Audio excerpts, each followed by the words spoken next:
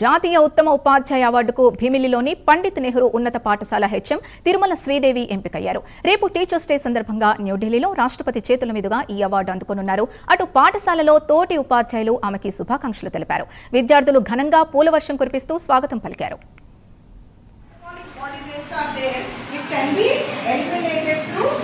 How it will function, we can know in this class. Especially, kidneys will filter. That is the main excretory organ.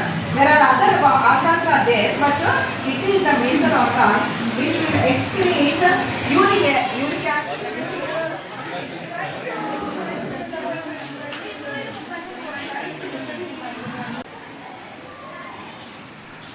GVMC high స్కూల్లో head మిస్ట్రెస్గా పనిచేస్తున్నాను. 2025 year గాను నాకు జాతీయ స్థాయిలో ఉత్తమ ఉపాధ్యాయుని అవార్డుని అందుకుంటున్నాను. రేపు సెప్టెంబర్ 5న ఆర్ట్ ఇంటిగ్రేటెడ్ టీచింగ్లో నాకు పర్ఫెక్ట్గా టీచ్ చేసినందుకు గాను ఈరోజు ఈ అవార్డు అందుకోవడం జరిగింది. ముఖ్యంగా అంటే పిల్లల్లో ఎనీమియా అన్నది కామన్గా ఉంటుంది. ఆ ఎనీమియా ఫ్రీ స్కూల్గా చేయడం జరిగింది. అలాగే MDM 100% పిల్లలు ఇక్కడ తీసుకోవడం జరుగుతుంది.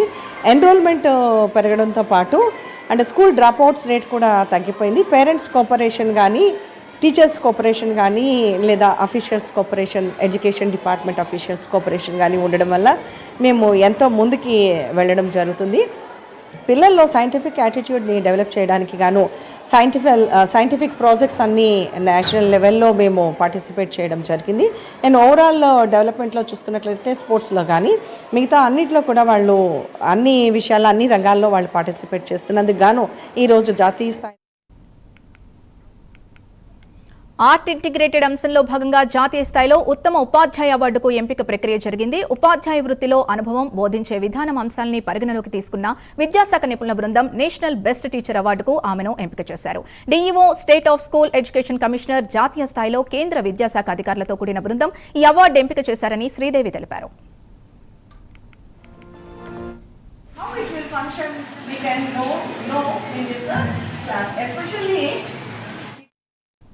శ్రీదేవి విద్యార్థులకు వినూత్న రీతిలో విద్యాబుద్ధులు నేర్పించడంలో దిట్ట. విద్యార్థుల్లో జిజ్ఞాసను మరింత పెంచే విధంగా బోధనా రీతులను అవలంబిస్తున్నారు. చదువుకై రమ్ము, దేశ సేవకై పొమ్ము అనే స్ఫూర్తితో శ్రీదేవి విద్యాబోధన చేస్తున్నారు. ఈ విధానంలో విద్యార్థులకు శిక్షణ ఇవ్వడంతో ఇప్పటికే రాష్ట్ర ఉత్తమ ఉపాధ్యాయ అవార్డు కూడా దక్కింది. విద్యార్థులకు భిన్నమైన పద్ధతిలో విద్యా బుద్ధులు నేర్పించాలి, దేశానికి ఉత్తమ పౌరులుగా తీర్చిదిద్దాలి అనే ధ్యేయంతో ఆమె ప్రవేశపెట్టిన ఈ కాన్సెప్ట్ ఎందరో విద్యార్థులకు భవిష్యత్తును చూపించగలదని తల్లిదండ్రులు నమ్ముతున్నారు.